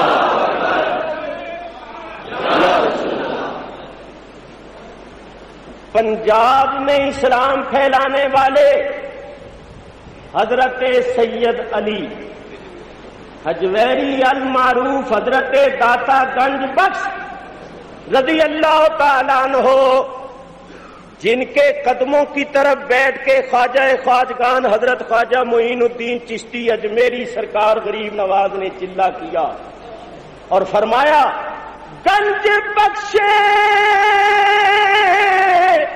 فیض عالم مظہر نور خدا، اور نا کے سارا پیر کامل کامل آرا رہنما. حضرت داتا گنج بخش سے پوچھا حضرت آپ مذہباً کون ہیں؟ کہتے ہیں حنفی. خواجہ خواجگان خواجہ غریب نواز اجمیری سرکار 95 لاکھ کافر کو مسلمان کرنے والے. ہم نے پوچھا حضرت آپ اپنے زمانے کے غوث ہیں، سلطان الہند ہیں، عطائے رسول ہیں، آپ نے سارے راجپوتانے میں، جے پور کے علاقے میں، راجستھان کے علاقے میں اسلام پھیلایا، 95 لاکھ کافر کو مسلمان کیا. آپ مذہباً کون ہیں؟ فرمایا حنفی. خواجہ قطب الدین بختیار کاکی حنفی، بابا فرید شکر گنج حنفی، خواجہ نظام الدین اولیاء حنفی، حضرت خواجہ محمود نصیر الدین چراغ دہلوی حنفی. ہم نے پاکستان ہندوستان کے اولیاء کرام سے پوچھا، سب نے کہا حنفی. سارا افغانستان حنفی، سارا ترک حنفی، پاکستان ہندوستان حنفی، سارے جہان میں اس آفتاب کی روشنی پہنچی ہوئی ہے. اور سنو میں آپ کو بتاؤں، حضرت عیسیٰ علیہ السلام جب نزول فرمائیں گے، تشریف لائیں گے، تو وہ بھی حضرت امام ابو حنیفہ کے مذہب کے مطابق عمل کریں. 40 سال تک حضرت عیسیٰ علیہ السلام 40 سال تک تشریف فرما رہیں گے، نکاح بھی کریں گے، اور پھر مدینہ طیبہ میں ان کا انتقال ہوگا، حضور کے روضہ انور میں دفن ہوں گے. تو وہ 40 سال جو یہاں رہیں گے تو امام اعظم امام ابو حنیفہ رضی اللہ تعالیٰ عنہ کے مذہب پر عمل کریں گے. یہ نہیں سمجھنا کہ وہ امام صاحب کے مقلد ہوں گے، وہ مقلد نہیں ہوں گے، یعنی بحثیت مقلد کے وہ مذہب حنفی پر عمل نہیں کریں گے، کیونکہ نبی کسی کا مقلد نہیں ہوتا، تو وہ مقلد ہو کر عمل نہیں کریں گے، بلکہ ان کا مذہب حنفی کے مطابق عمل کرنا اس بات کی دلیل ہوگا کہ مذہب حنفی سچا مذہب. مذہب حنفی کی حقانیت کی دلیل ہوگی ان کا عمل کرنا، ورنہ وہ امام صاحب کے مقلد نہیں ہوں گے، لیکن ان کا عمل کرنا امام صاحب کے مذہب کے مطابق ہو۔ تو میرے بزرگوں اور دوستو، میں نے آپ کے سامنے دو حدیثیں پڑھی ہیں۔ پہلی حدیث بخاری اور مسلم کی ہے، حضور نے فرمایا علم یا ایمان اگر ثریا پر بھی ہو تو فارس میں ایسے مرد پیدا ہوں گے جو اس علم کو اور ایمان کو پالیں گے۔ تو اس حدیث کا مصداق علماء کرام نے امام اعظم امام ابو حنیفہ کو قرار۔ میں نے بغداد شریف میں امام اعظم رضی اللہ تعالیٰ عنہ کے مزار پر حاضری دی تو آپ کے مزار کے اندر آپ کی قبر شریف پر بھی یہ حدیث لکھی، اور یہ حدیث جو ہے جو میں نے پڑھی ہے وہ سراج امتی، یہ حدیث بھی لکھی، یہ حدیث بھی قبر شریف کے اندر چاندی کی جو جالیاں ہیں، جالیوں کے اوپر کے کنارے پر یہ حدیثیں چاروں طرف لکھی ہوئی ہیں۔ تو سرکار نے ارشاد فرمایا کہ میری امت میں ایک مرد ہوگا جس کا نام ہوگا نعمان، کنیت ہوگی ابو حنیفہ، اللہ تعالیٰ اس کے ہاتھ پر میری سنت کو زندہ کرے گا اور وہ میری امت کا آفتاب ہوگا۔ یہ 3 مرتبہ سرکار نے بیان فرمایا۔ تو نبی کریم نے بشارتیں دی ہیں، اسی واسطے آپ کا لقب ہے سراج الامہ، امت کے سراج، اور سراج کا معنی ہے آفتاب۔ آفتاب کی روشنی جس طرح ہر جگہ پہنچتی ہے، آپ کا اللہ کے فضل و کرم سے اجتہاد اور آپ کا مذہب کونے کونے میں پہنچا، اور جس طرح آفتاب سے ستارے روشن ہوتے ہیں، ہزاروں علماء پیدا ہوئے احناف میں جو لوگوں کو مستفیض فرما رہے ہیں۔ میں نے آپ کے سامنے کیا بیان کیا؟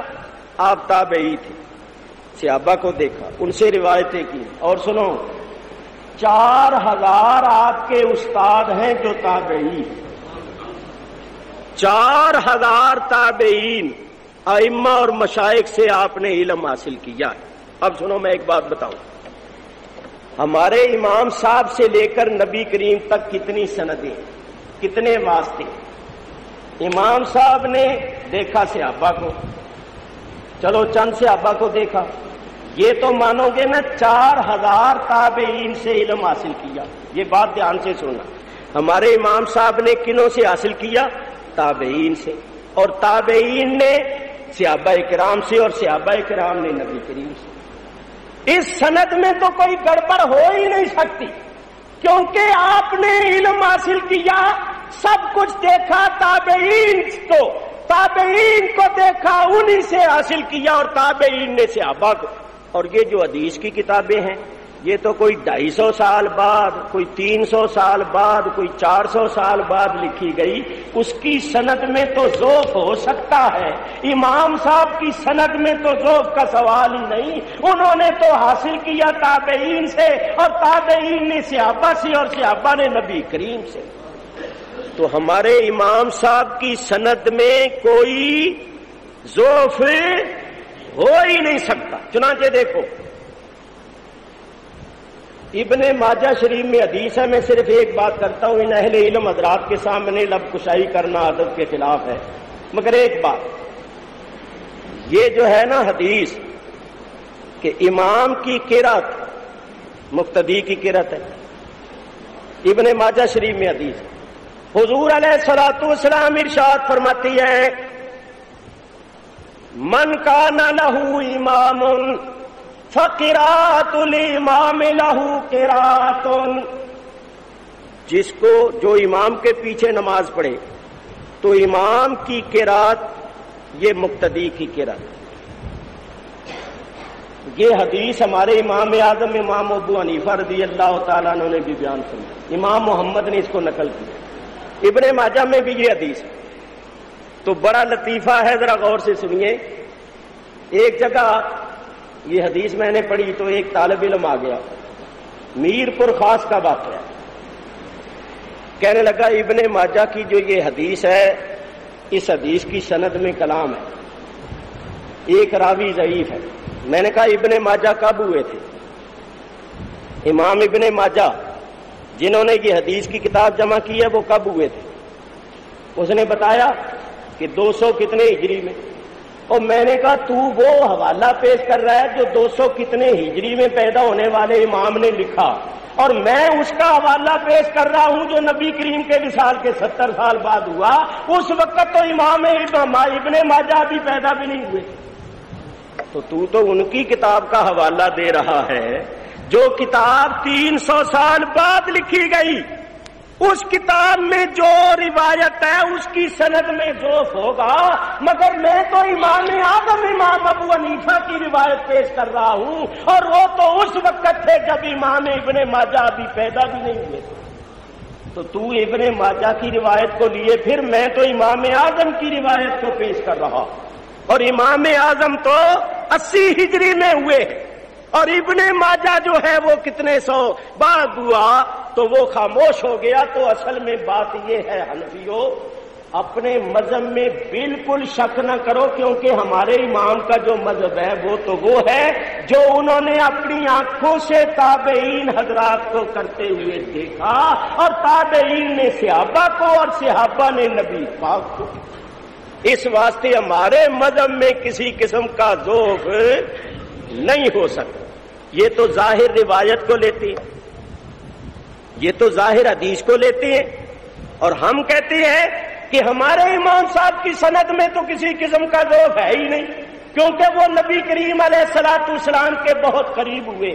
4 امام ہوئے نا، امام مالک، امام شافعی، امام احمد بن حنبل، ان چاروں میں سے ہمارے امام صاحب تابعی ہیں، باقی 3 حضرات ائمہ تابعی نہیں، لیکن ہم ان سب کو مانتے ہیں۔ ہمارے نزدیک چاروں مذہب حق ہیں، لیکن ہم حنفی ہیں، ہم امام صاحب کے مذہب کو ترجیح دیتے، کیونکہ ہمارے امام اعظم پڑھے، جس دن ہمارے امام اعظم کا وصال ہوا اس دن امام شافعی پیدا ہوئے۔ اور امام مالک کیا کہتے تھے؟ کسی نے پوچھا امام مالک سے کہ آپ نے امام ابو حنیفہ کو دیکھا ہے؟ انہوں نے کہا ہاں دیکھا ہے۔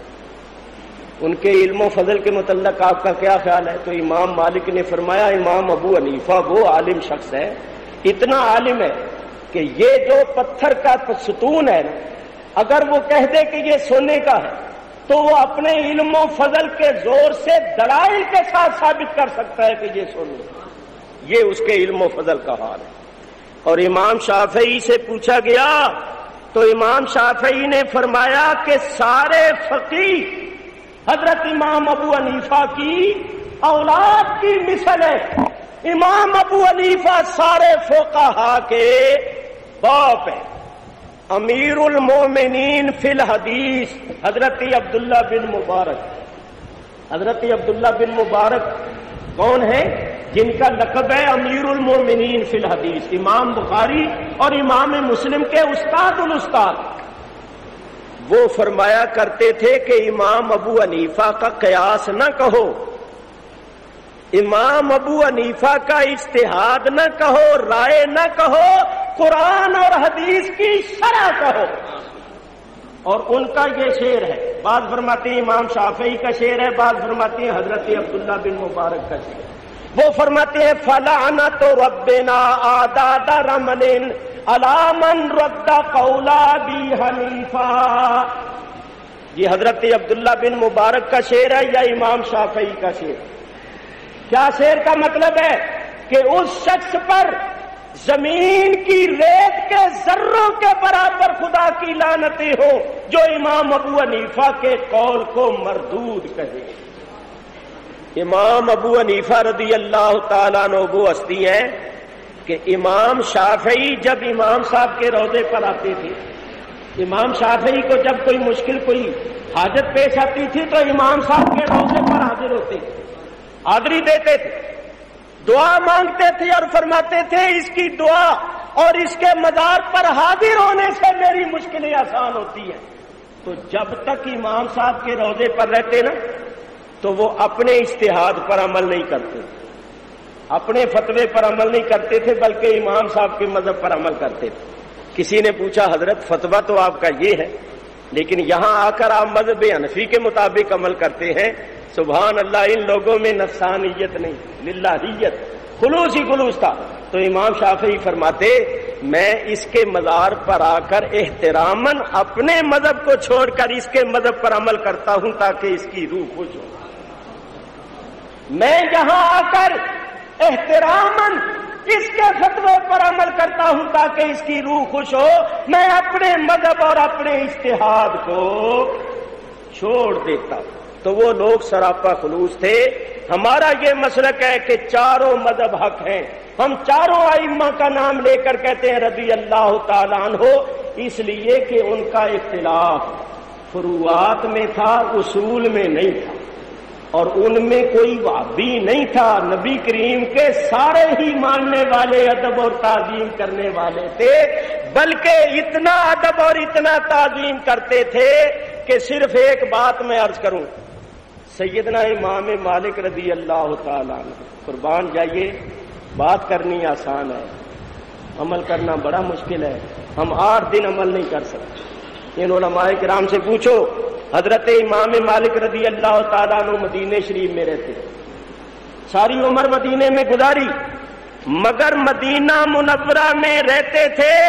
ساری زندگی مدینے شہر کی حد کے اندر کبھی پیشاب پخانہ نہیں کیا تھا. بولو ہم عمل کر سکتے ہیں؟ 8 دن نہیں کر سکتے. فرماتے تھے رسول اللہ کے شہر کے اندر بولو براز کرنا یہ ادب کہتے ہیں. ہم خدا کی قسم 8 دن عمل نہیں کرتے. ساری زندگی انہوں نے اس طرح گزاری. کبھی چارپائی پر نہیں سوئے، کبھی سواری نہیں کی گھوڑے کی. فرماتے تھے مجھے شرم آتی ہے میں اپنے گھوڑے کے سموں سے اس سرزمین کو روندوں جہاں سرکار دو عالم چلتے پھرتے. ادب کا یہ عالم تھا. دیکھو ادب کا یہ عالم تھا کہ مدینے شریف کی گلیوں میں چلتے تھے تو درمیان میں نہیں چلتے، دیوار کے ساتھ لپٹ لپٹ کے چلتے، کنارے دیوار کے ساتھ لگ لگ. کسی نے کہا حضرت اتنی کشادہ گلی ہے آپ درمیان میں کیوں نہیں چلتے؟ تو فرماتے تھے ان گلیوں میں رسول اللہ صلی اللہ علیہ وسلم چلتے تھے تو آپ تو درمیان میں ہی چلتے ہوں گے نا. تو میں درمیان میں اس لیے نہیں چلتا کہ کہیں میرا پیر اس جگہ پر نہ آ جائے جہاں سرکار کا پیر لگا ہے. اللہ یا جہاں سرکار کے پیر لگے ہیں وہ جگہ پیر رکھنے کی نہیں، وہ جگہ تو آنکھوں کے ساتھ لگانے کی ہے، وہ جگہ تو چومنے کی ہے. یہ تھا ادب ان لوگوں کا. اختلاف تھا فروعات میں، جس طرح جس کی سمجھ میں بات آئی اس نے بیان کیا. اللہ تعالیٰ سب سے راضی ہے، مگر وہ بے ادب نہیں تھے، بڑے ادب والے. بس آخری بات ان کی، کہاں رہتے تھے امام مالک؟ مدینہ طیبہ. اور مدینہ طیبہ سے مکہ قریب 300 کتنے میل، لوگ ہزاروں میل سفر کر کے جاتی ہیں. مگر امام مالک نے صرف ایک حج کیا. حج کے زمانے میں مدینے سے باہر نہیں جاتے. لوگ کہتے حضرت حج کا زمانہ ہے سارا شہر جاتا ہے آپ نہیں جاتے. تو فرماتے حج کرنا ایک بار فرض ہے، وہ میں نے ادا کر لیا.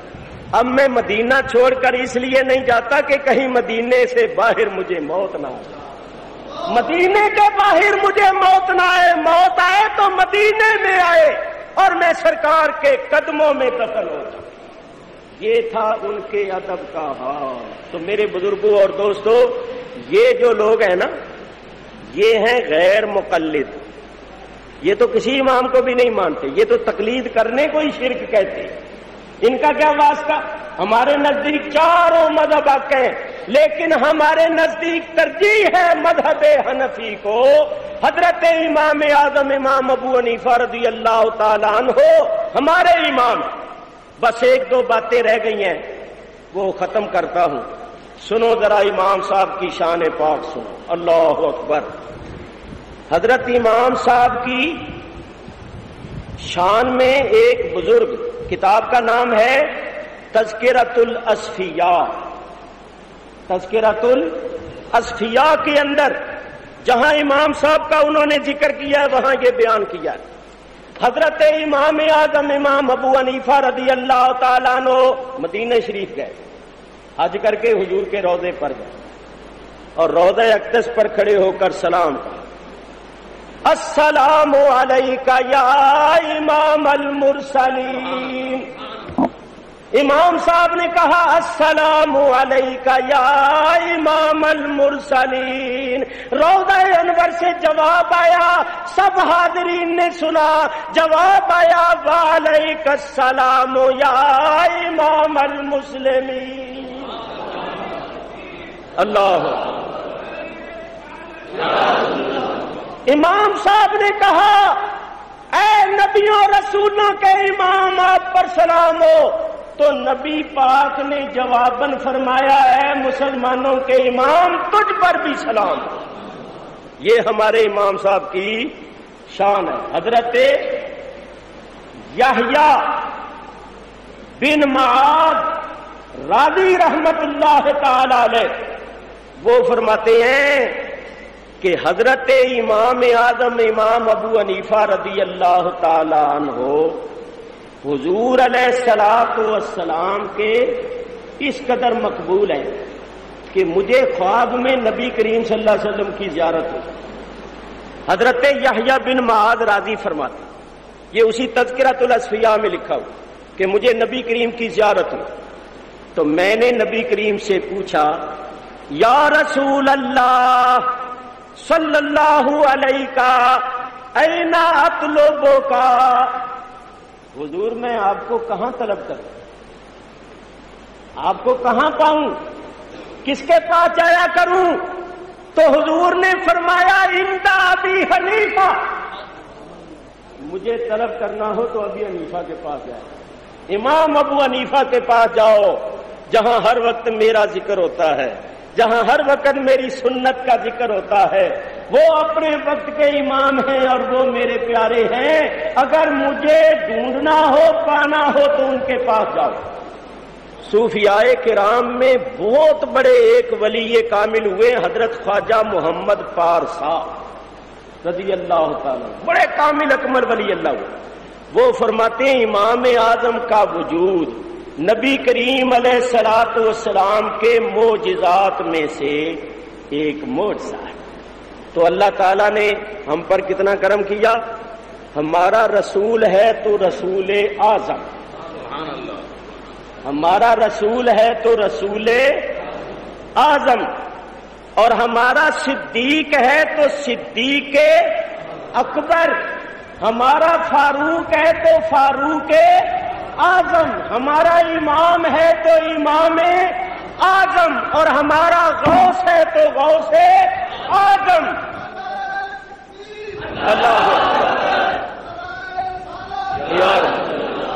اور ہماری جماعت ہے سواد اعظم.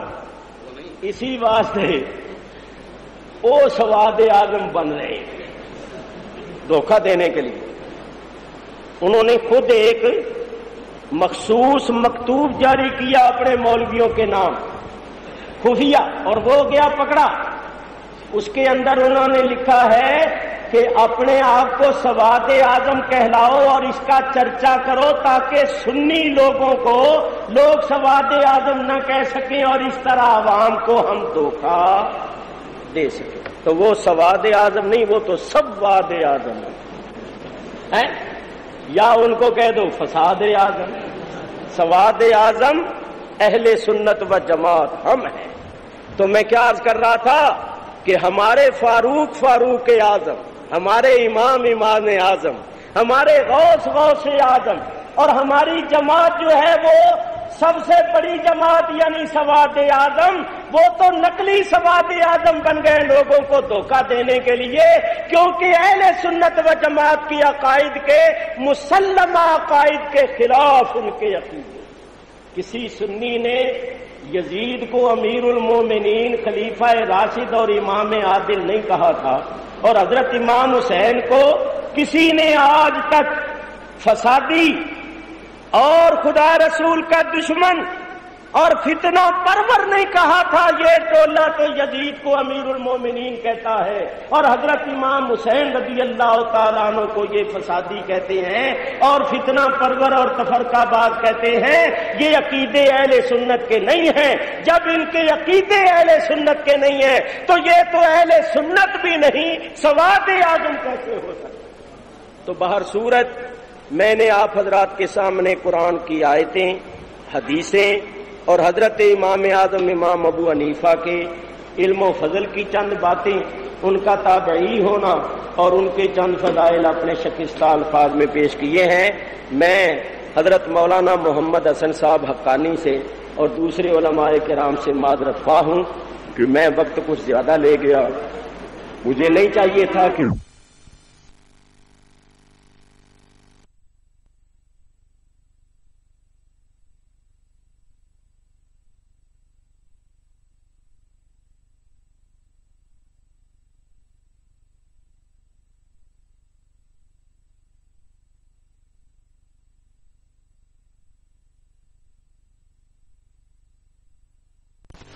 کے سامنے میں اتنا وقت لے لوں۔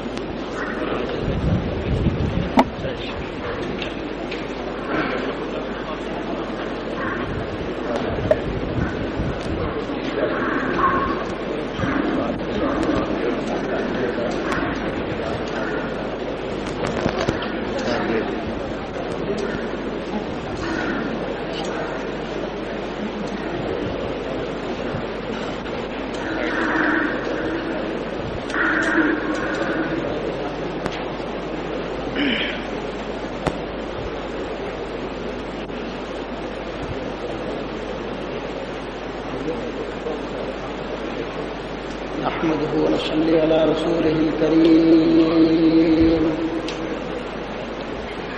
وعلى آله وأصحابه أجمعين. أما بعد فأعوذ بالله من الشيطان الرجيم. بسم الله الرحمن الرحيم. إن أكرمكم عند الله أتقاكم. صدق الله مولانا العظيم وصدق رسوله النبي الكريم. ونحن على ذلك من الشاهدين والشاكرين والحمد لله رب العالمين. تمام آداب نہایت ہی ذوق و شوق اور محبت و الفت کے ساتھ اپنے آقا اور مولا سید انبیاء حبیب کبریا سرور اصفیاء شب اسرا کے دولہ شفیع معظم نور مجسم سرکار دو عالم حضرت محمد رسول اللہ صلی اللہ تعالی وسلم کی بارگاہ مقدسہ میں چند مرتبہ ہدیہ صلاۃ و سلام پیش کریں. مولا یا صلی وسلم دائما ابدا علی حبیبک خیر الخلق کلہم. مولا یا صلی وسلم دائما ابدا علی حبیبک خیر الخلق کل. هو الحبیب الذی ترجى شفاعته لكل هول من الأهوال مقتحم. مولاي صل وسلم دائما أبدا على حبيبك خير الخلق كل. یا اکرم الخلق مالی من آلو زو بہی سیوا کا عند حلول الحادث العمامی. مولاي صل وسلم دائما ابدا على حبيبك خير الخلق كل. اللهم صل على سيدنا ومولانا محمد وعلى آل سيدنا ومولانا محمد وبارك وسلم الصلاة والسلام عليك يا سيدي يا رسول الله يا نبي الله يا حبيب الله. حضرات، خطیب اہل سنت رئیس المقررین حضرت مولانا محمد شفیع صاحب اکاڑوی مدد العالی کے خطاب کے بعد اس فقیر کو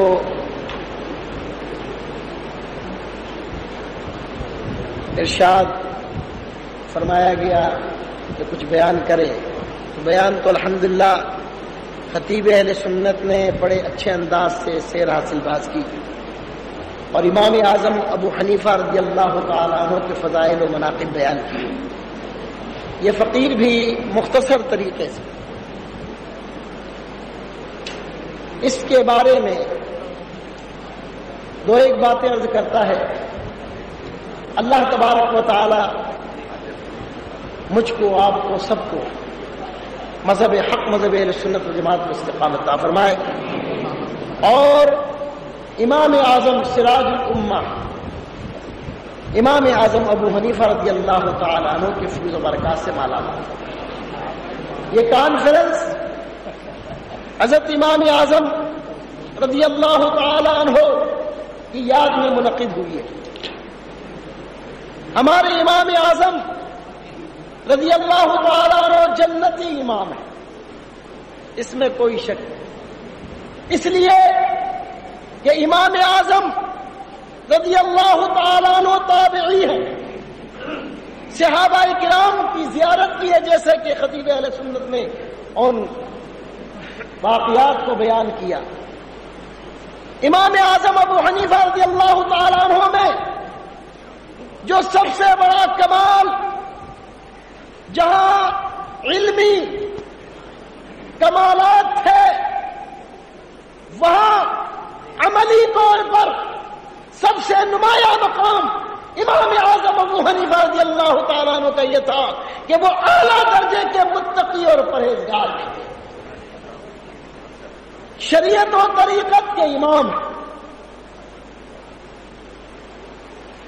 تقوی اور طہارت میں بے مثال آپ کا اتنا اونچا مقام تھا کہ میرے عزیزوں بزرگوں، امام اعظم ابو حنیفہ رضی اللہ تعالی عنہ شبہات سے بھی اجتناب فرماتے تھے.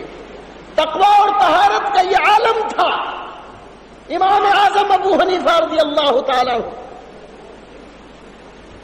ایک مرتبہ امام اعظم ابو حنیفہ رضی اللہ تعالی عنہ ایک جنازے میں شامل ہوئے. لوگ جنازے کے بعد دیوار کے سائے میں کھڑے ہو. امام اعظم ابو حنیفہ رضی اللہ تعالی دھوپ میں کھڑے رہے. لوگوں نے عرض کیا کہ امام، سب لوگ سائے میں ہیں، آپ بھی اس سائے میں، اس دیوار کے سائے میں کھڑے ہو جائیں. دھوپ بڑی سخت ہے، گرمی ہے، اور آپ دھوپ میں کھڑے ہیں، لوگ سائے کی تلاش میں ہیں اور دیوار کے سائے میں کھڑے ہیں. حضور یہاں آپ بھی دیوار کے سائے میں کھڑے ہو جائیں. تو امام اعظم رضی اللہ تعالیٰ نے فرمایا کہ میاں، اس شخص پر جس کی یہ دیوار ہے، میرا اس کے اوپر قرض ہے، میرا اس کے اوپر یعنی اس کے اوپر میرا قرض ہے، یہ میرا مقروض ہے. تو میں نہیں چاہتا کہ جب میرا جو مقروض ہو میں اس سے کسی قسم کا فائدہ حاصل کروں، حتیٰ کہ اس کے دیوار کے سائے سے بھی میں فائدہ حاصل نہ کروں. حالانکہ دیکھیے، شرعی طور پر مسئلہ جو ہے سود کا، کہ کسی کو قرض دے کر اس سے کوئی منفعت حاصل کی جائے یا اس پیسے کچھ مزید پیسہ لیا جائے، یہ شرعاً سود ہے. لیکن امام اعظم ابو حنیفہ رضی اللہ تعالیٰ عنہ کا کمال تقویٰ دیکھیے طہارت دیکھیے اور انتہائی تقوی کا یہ عالم ہے کہ آپ یہ فرماتے ہیں کہ میں اس مقروض سے کسی قسم کا کوئی فائدہ حاصل نہیں کرنا چاہتا، حتیٰ کہ اس کی دیوار کے سائے سے بھی فائدہ حاصل نہیں کروں گا۔ دھوپ میں کھڑے رہے، اس دیوار سے آپ نے فائدہ حاصل کیا۔ تو یہ انتہا درجے کا تقویٰ تھا امام اعظم ابو حنیفہ رضی اللہ تعالیٰ عنہ۔ ان اکرمکم عند اللہ اتقاکم، اللہ رب العالمین جل مجدہ قرآن عظیم فرقان حمید میں فرماتا ہے کہ تم میں مکرم اور معظم وہ ہے جس کا تقویٰ اور طہارت زیادہ ہے۔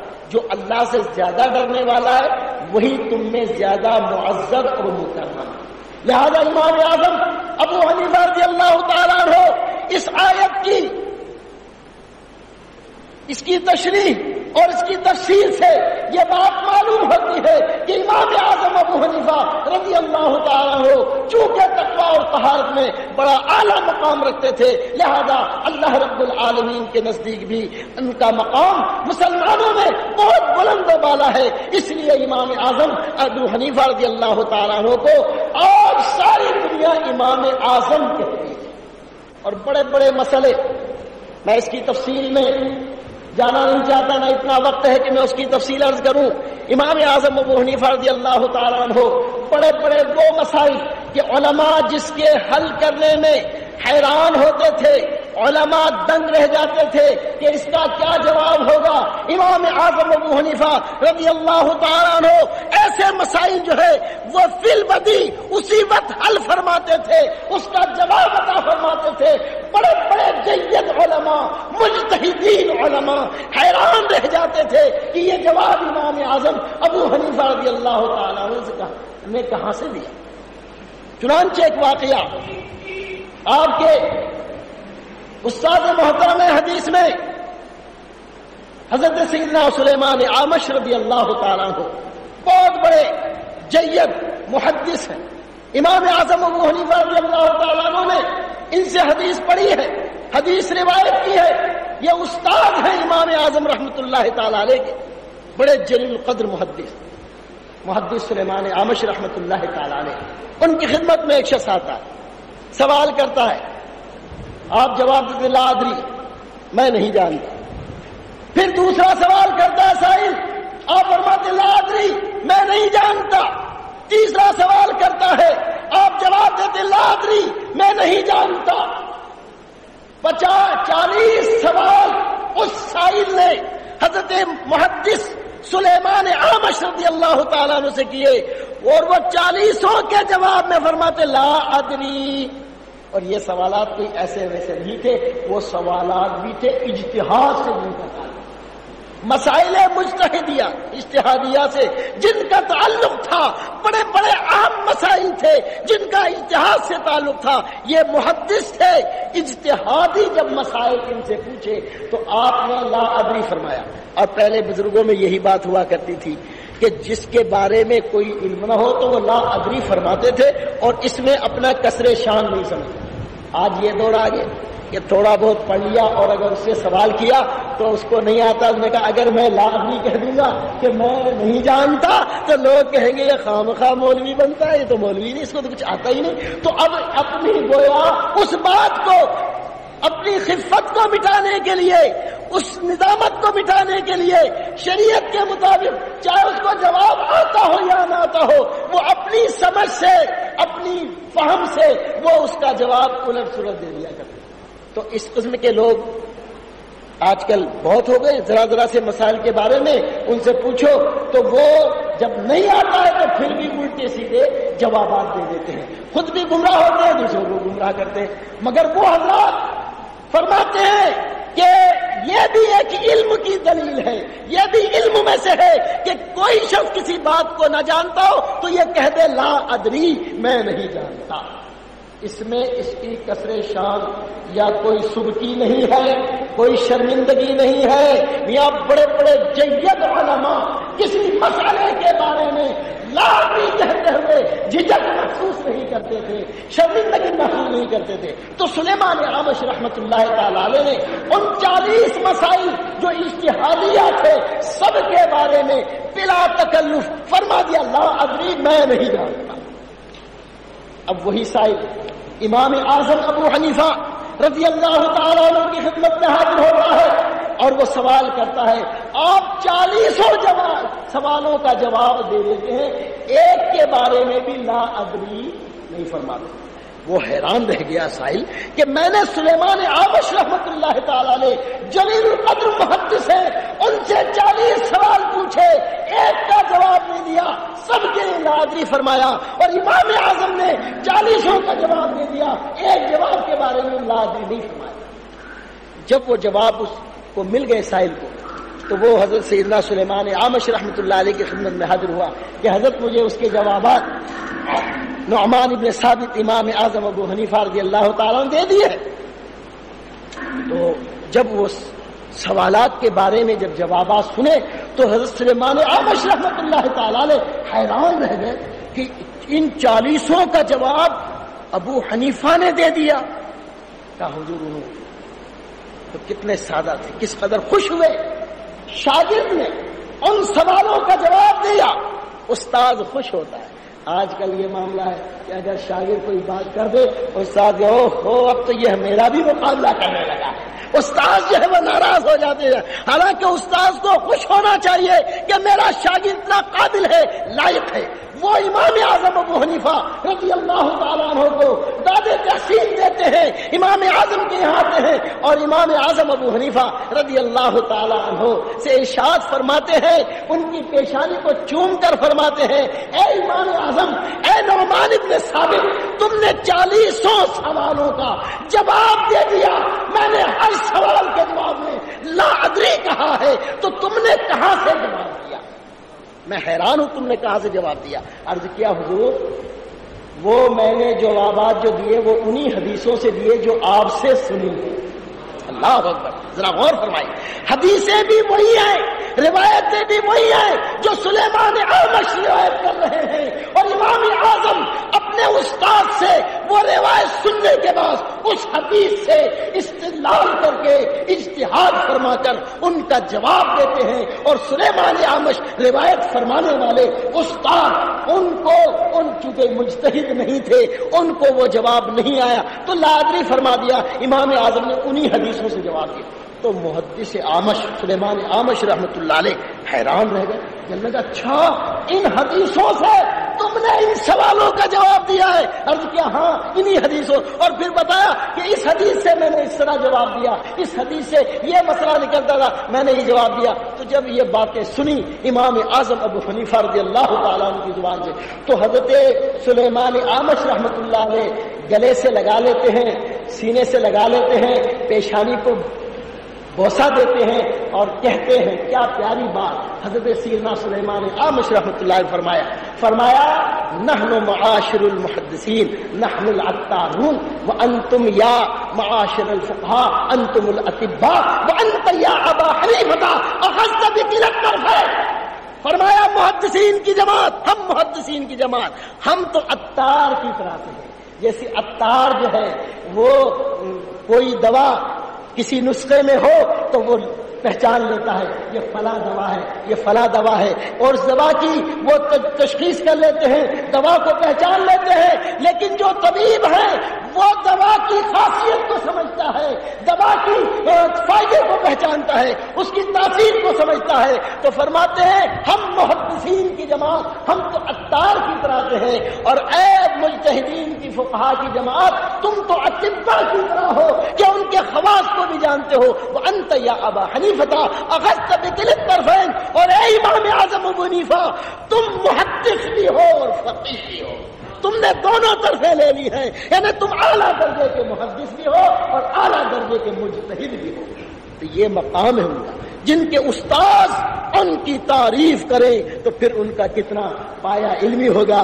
میرے عزیزو بزرگوں، ہمیں امام اعظم ابو حنیفہ رضی اللہ تعالیٰ عنہ کے ساتھ عقیدت اور محبت ہے، اس لیے کہ ہم ان کے مقلد ہیں، اور صرف یہی نہیں کہ مقلد